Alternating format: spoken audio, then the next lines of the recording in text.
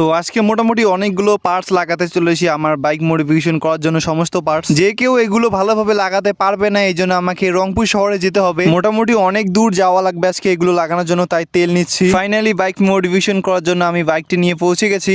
না ওটা নাট আছে লক। আরে হ্যাঁ, হাইড করা যাবে, এটা উপরে রাখা যাবে, একদম সবার নিচেও রাখা যাবে। মাস্টার সিলিন্ডার লাগানোর পর আগের চেয়ে দেখতে অনেকটাই ভালো দেখা যাচ্ছে। এখন এটাকে পাঞ্চ করা হবে। অনেকেই বলেছো ভাই এই জিনিসটা কি, এটা কি সাইলেন্সার নাকি অন্য কিছু। ফাইনালি গাইস বাইকটা মডিফিকেশন করা হয়ে গেছে, এখন দেখতে অনেকটা সুন্দর লাগছে। ফাইনালি বাসা চলে এসে গেছি। এখন বাজে কটা? 1:27।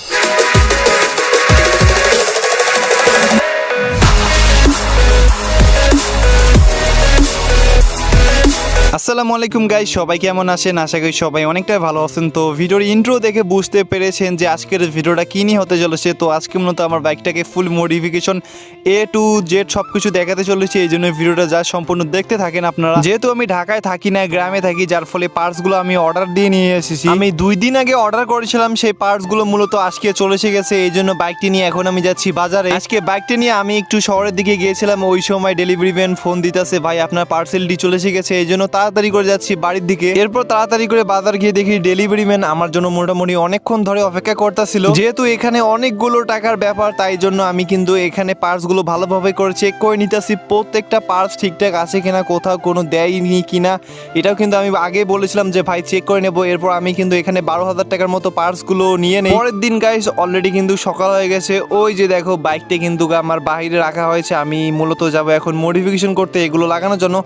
আর আজকের ওয়েদার যদি বলি, একদিন পর পর দেখতেছি বৃষ্টি, কিন্তু আজকে বৃষ্টি নেই, তাই ভাবলাম আজকে এই সুযোগে যেতে হবে আমাকে। তো এই সমস্ত পার্টসগুলো আমি কোথা থেকে এনেছি একটু পর বলতেছি, তার আগে আমি তোমাদেরকে দেখাই কি কি নিয়েছি।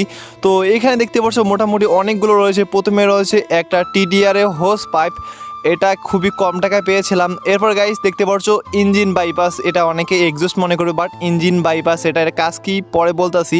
তো এরপর গাইস আমি পিছনের যে মাঠগার্ডে তো বলা চলে, পিছনে ব্যাকটেলটা খুলবো, এটা লাগাবো টায়ার গার্ড।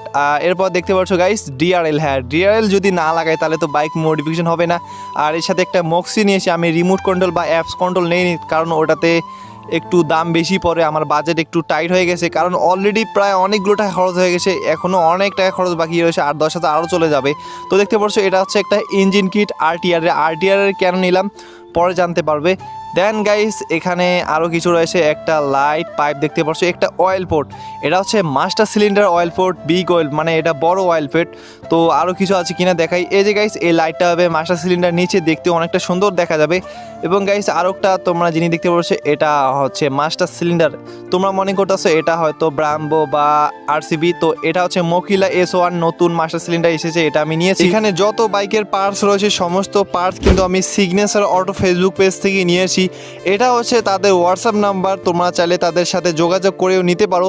তো খুবই কম টাকায় তারা কিন্তু বাইকের পার্টস সমস্ত ধরনের পার্টস বিক্রি করে থাকে, তোমরা চাইলে নিতে পারো। খাওয়া দাওয়া শেষ গাইস, গোসলও করে নিয়েছি একবারে, কারণ আর হয়তো কোনো সুযোগ পাবো না। আর এই যে দেখতে পাচ্ছ ব্যাগের মধ্যে আমি কিন্তু সমস্ত পার্টসগুলো নিয়েছি, যদিও জায়গা হয় না, কারণ ব্যাগটা অনেক বড় ছিল, পার্টসগুলো অনেকগুলো ছিল, কিন্তু কোনোরকমভাবে নিয়েছি। তো চলো গাইস এখন রওনা দিলাম। মোটামুটি জানি না আজকে হয়তো আসতে পারবো কিনা, কারণ যত দূর যেতে হবে না, হয়তো আমি আজকেও নাও আসতে পারি বাড়ি। একটা ফুল সাইকেল কিন্তু আমি একাই মডিফিকেশন করতে পারি, বা একটা সাইকেল পর্যন্ত আমি একাই বিল করতে পারবো, কিন্তু বাইক সম্পর্কে ততটা ভালো ধারণা নেই আমার। জাস্ট কয়েক মাস হয়েছে বাইকটা নিয়েছি। আর গাইস যাওয়ার সময় বাইকে কিছু তেল কম মনে হচ্ছিল, তাই জন্য শুধু এখানে 1/2 লিটার তেল নিয়েছি। চাইলে আমি একবারে 3 থেকে 4 লিটার একবারে তেল নিতে পারতাম, কিন্তু আমি নিলাম না। তার কারণ হচ্ছে এখান থেকে তেল নেওয়া কতটা সুরক্ষা হবে আমি জানি না। সবসময় চেষ্টা করি অবশ্যই এখানে পেট্রোল পাম্প থেকে আমি তেল নেই। পেট্রোল পাম্প পৌঁছার জন্য যতটুকু তেল দরকার আমি ওইটুকুই তেল নিয়েছি শুধু। তোমরা তো জানো গাইস আমার বাসা হচ্ছে লালমনিরহাট জেলার দুর্গাপুর গ্রামে, যেটা একদম বাংলাদেশের শেষ প্রান্ত। তো এখান থেকে যদি আমি রংপুর শহর যাই, তাহলে মোটামুটি যদি বলি 70 থেকে 80 কিলোমিটারও বেশি কিন্তু আমাকে বাইক চালিয়ে যেতে হবে, যার ফলে মানে একদিনেরও বেশি সময় লাগবে মনে হয়। আর এই যে দেখো গাইস আমি যখন যাচ্ছিলাম না গ্রামের রাস্তায়, এই সময়ের মধ্যে ধানের এত পরিমাণ খড় শুকাতে ফুফাতে দিয়েছে সেটা বলার বাইরে, বাইক চালানোও যাচ্ছে না। 10 কিলোমিটার বাইক চালানোর পর আমার একটা ফুফাতো আন্টির বাসায় চলে এসে যাই। আমি মূলত একা একা যাচ্ছি না, তার কারণ হচ্ছে অনেক দূর পথ যেতে হবে, এই জন্য আমার ফুফাতো ভাইকে নিয়ে যাচ্ছি। তোমরা হয়তো ভাবতেছো যে আজকে হয়তো বাইক মডিফিকেশন শেষ ভিডিও। আমি কিন্তু তোমাদেরকে বলেছিলাম যে একদিনে আমার বাইকটাকে মডিফিকেশন করব, কিন্তু গাইস না, আরো একটা পার্ট আসতে চলেছে, পার্ট 2। ওই ভিডিওতে আরো স্পেশাল ভিডিও দেখতে চলেছো তোমরা। এরপর গাইস আমরা একটা পেট্রোল পাম্পে এসে এখানে আমরা প্রায় 300 টাকার মতো তেল নেই। এখান থেকে আমরা তেল নেওয়া শেষে আমরা আবারও বাইক নিয়ে রওনা দিই। আর এই যে দেখতে পাচ্ছ এটা হচ্ছে মহিপুর ব্রিজ, যেখানে অনেকে ঘুরতে আসে। এখনো রংপুর যেতে হলে প্রায় মোটামুটি 10 কিলোমিটার বেশি যেতে হবে আমাদের। মেন উদ্দেশ্য হচ্ছে মাস্টার সিলিন্ডারটা অবশ্যই ভালোভাবে লাগাতে হবে, না হলে কিন্তু অনেকটা সমস্যা হবে। এই জন্য আমি রংপুরে ভালো কোনো মেকানিক্যাল দোকানে যাব। সকাল থেকে দুপুর হয়ে যায়, ফাইনালি আমি রংপুর শহরে পৌঁছে যাই। এরপর এখানে সাপতলা চত্বরের পশ্চিম দিকে একটা গ্যারেজ রয়েছে, Rangpur custom bikes motor garage. এখানে আসার পর আমি যে বাইকের পার্টস গুলো নিয়েছিলাম সেগুলো সমস্ত দেখাচ্ছি যে কি কি লাগাবো, কিন্তু এখানে একটা সমস্যা ছিল, সেটা হচ্ছে ডিআরএলটা লাগাবো না। তার কারণ হচ্ছে আরো অনেক কিছু রয়েছে যেগুলো তোমরা পরে ভিডিও দেখবে, কিন্তু আপাতত এখানে মোটামুটি অনেকগুলো রয়েছে, এগুলো আজকে লাগাবো। কারণ এগুলো লাগাতে প্রায় রাত 9টা-10টা মনে হয় বেজেই যাবে। আর আমার বাইকে যে পিছনের ব্যাকটেল বা পিছনে পাশা যেটাই বলো না কেন, এটা কিন্তু আমি খুলতে চলেছি। তার কারণ হচ্ছে এটা যদি না খুলি তাহলে কিন্তু বাইক মডিফিকেশন হবে না। এজন্য উনি বলতেছে এখানে নাকি একটা ক্লাম আছে, কিন্তু গাইস এখানে একটা রেডিমেড পাওয়া যায়। এটা হচ্ছে এই যে দেখতে পাচ্ছ গাইস, ব্যাকটেল বা প্লেট নাম্বার যেটা এটা বলবো, এটা আমি নিয়েছি।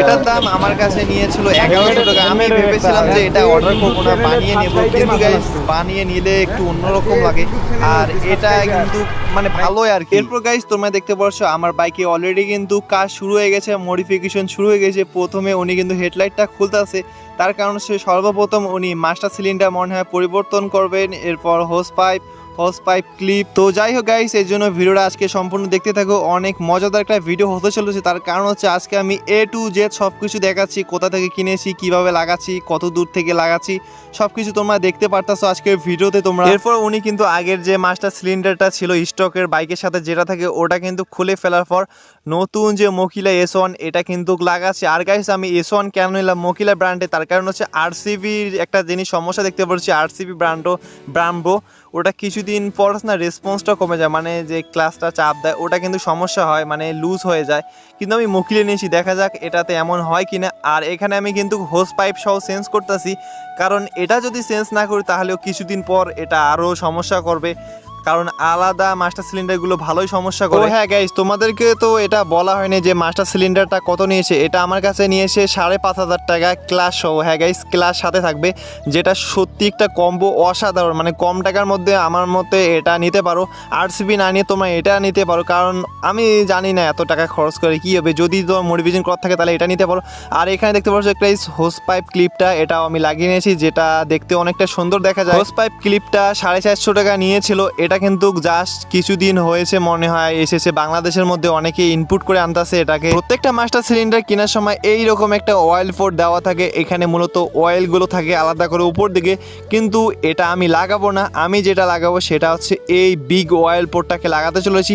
আর এটা হচ্ছে ব্রাম্বোর, যেটা তোমরা 500 থেকে 600 টাকার মধ্যে পেয়ে যাবে। আমি ওখান থেকে নিয়েছিলাম 600 টাকার মতো আমার কাছে রেখেছিল।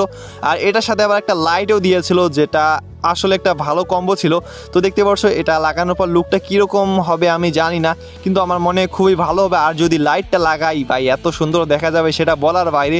এই জন্য আমি বলবো যারা মাস্টার সিলিন্ডার লাগাও তোমরা অবশ্যই এটাকে পরিবর্তন করে বড় একটা মাস্টার সিলিন্ডার লাগানোর পর একটা লাল লাইট যদি ইনস্টল করো তাহলে পুরো জোশ দেখা যাবে। এরপর গাইস এখানে রেড কালার অয়েলটা ভরা হচ্ছে। তো সর্বশেষ যেটা একটু মানে কঠিন কাজ সেটা হচ্ছে এটাকে পাঞ্চ করে ভালোভাবে অ্যাডজাস্ট করা। তার কারণ হচ্ছে এখানে যদি অয়েলের মধ্যে কোনো একটা বাতাস থাকে তাহলে ব্রেক ঠিক মতো কাজ করবে না, বা হঠাৎ করে যদি কেউ সামনে আসে পুরো অ্যাক্সিডেন্ট হয়ে যাবে। এই জন্য এটা কমপক্ষে হলে আধা ঘন্টার মতো সময় লেগেছিল পাঞ্চ করতে। অলরেডি মাস্টার সিলিন্ডারটা লাগানো শেষ, এখন এখানে যে ক্লাসটা লাগানো রয়েছে গাইস এটাকে খুলে এখন নতুন যে মোকিলা S1 ক্লাসটা রয়েছে এটা লাগানো হবে।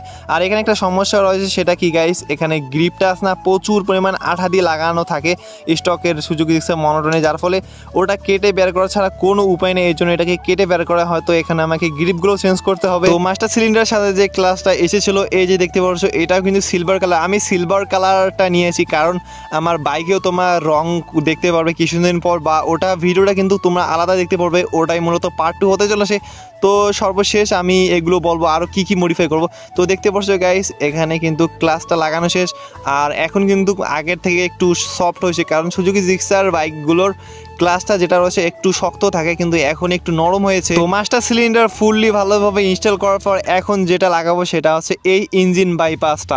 তো এটার কাজ কি, অনেকে মনে করে এটা হয়তো ধোঁয়া বের হওয়ার জন্য সাইলেন্সার, অনেকে মনে করে যে এটা হয়তো এক্সজস্ট, কিন্তু এক্সজস্টের মতো দেখলে এটা হচ্ছে একটা ইঞ্জিন বাইপাস, মানে ইঞ্জিনের মধ্যে যে গরম হাওয়াটা রয়েছে এটা বের করে দেয়, এটা এই জিনিসটাই।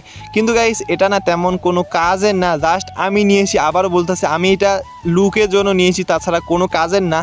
এটা লাগালে না সত্যি বাইকটা অনেকটা সুন্দর দেখা যায়। তো এরপর গাইস দেখতে পাচ্ছ এখানে পিছনে লাগাচ্ছি, আর এর যে ক্যাপটা রয়েছে এটা কিন্তু এখানে লাগবে, যেটা যে ইঞ্জিন ভরা হয় ওইখানে কিন্তু লাগবে। কিন্তু এর সাথে যে পাইপটা দিয়েছিল এটা অনেকটাই ছোট হয়, এই জন্য আপাতত এটাকে এইভাবে রাখতেছি, ইঞ্জিনের ভিতর দিয়ে পাইপটাকে রেখে দিয়েছি যাতে লুকটা অনেকটা ভালো রাখে। এরপর গাইস আমার বাইকের যে পাশাটা রয়েছে মানে পিছন যা রয়েছে এটা কিন্তু খোলা হয়েছে, কারণ এটা আমি যদি না খুলি তাহলে তো কোনো মডিফিকেশন হবে না। আর এখানে মক্সি ব্র্যান্ডের দুটা এলইডি নিয়েছে, এখানে দুটাই নিয়েছিল আমার কাছে 500 টাকা মক্সি ব্র্যান্ডের। তো গাইস দেখতে পাচ্ছ ব্যাকটেলটা কিন্তু অলরেডি খোলা হয়েছে, এখানে যে একটা কালো থাকে ওটা কিন্তু নিতে চলে এসে গেছে উনি। এখন যাকে তোমরা দেখতে পাচ্ছ গাইস এর নাম হচ্ছে রেদওয়ান ভাই, কিন্তু আজকে আমাকে অনেকটা সাহায্য করেছিল, আমার ফুফাতো ভাইয়ের মানে এলাকার ফ্রেন্ড হয়, এই জন্য রেদওয়ান ভাই তোমাকে অনেকটাই ধন্যবাদ। তার কারণ হচ্ছে এই ভাই কিন্তু এই গ্যারেজে এনেছিল, এছাড়াও যা যা লাগে সবকিছু কিন্তু আমি জানতাম না, ওই ভাই আমাকে সাহায্য করেছিল মোটামুটি অনেকগুলো। এরপর গাইস নিচের ইঞ্জিন কিটটা লাগানো হবে, এটা আমি সাদা নিয়েছি কেন তোমরা অনেকে বলবে ভাই এটা সাদা কেন নিয়েছো, তার কারণ হচ্ছে আমি রিমগুলো কালার করব কিছুদিন পর, তখন তোমরা জানতে পারবে এটা কারণ কি, আমি তো বলেই দিলাম। আর এই যে দেখতে পাচ্ছ গাইস অয়েল ফোর্টের মধ্যে লাইট লাগানো শেষ, ভাই এত সুন্দর লুকটা দিয়েছিল সেটা বলার বাইরে। তো এরপর গাইস পিছনের ব্যাকটেলটা খোলা শেষ, এরপর এখানে আরেকটা আছে সারি গার্ডটা রয়েছে, সরি এটা সারি গার্ড না কি বলে, শার্প পাওয়ার একটা গার্ড কি জানি বলে আমার মনে নাই, এটা বা অনেকে টায়ার গার্ডও বলে আর কি। বৃষ্টির সময় কাদা সিটা যেন না ওঠে এই জন্য এটাকে লাগানো হয়েছে। অ্যান্ড গাই সর্বশেষ এখানে প্লেট নাম্বার হোল্ডার অনেকে বলে এটা, তো এটাও কিন্তু লাগানো শেষ হয়েছে। আর এটার লুকটা সত্যি অনেকটা ভালো, কিন্তু এটার একটা সমস্যা রয়েছে, মানে ম্যাগনেটিক সিস্টেম না, এটা কিন্তু করা যায় না আর কি, একদম যে সমানভাবে থাকে এমনটা হয় না। তো অলরেডি গাইস রাত হয়ে গেছে, রাত 9টা বেজে গেছে। মোটামুটি গাইস অনেকগুলো কাজ ছিল যেগুলো তোমাদেরকে দেখাতে পারি না, যদি দেখাতাম তাহলে ভিডিও হয়তো 2 থেকে 3 ঘন্টা পার হয়ে যেত। আমি শর্টকাট করে দেখেছি কি কি লাগিয়েছি, জাস্ট বাইকটা দেখো এখন অস্থির লাগতেছে, ডিআরএলগুলো পরের ভিডিওতে লাগিয়ে দেখাবো। তো ভিডিও দেখার জন্য চ্যানেলটিকে সাবস্ক্রাইব করে রাখতে পারো।